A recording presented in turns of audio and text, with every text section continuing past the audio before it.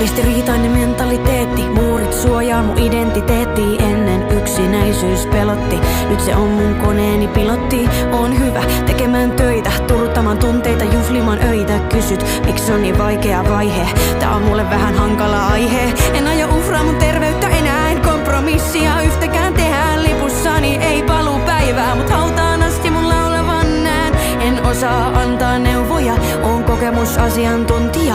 Kun päätät lähteä, sä palaat eri ihmisenä. Jos olin matkalla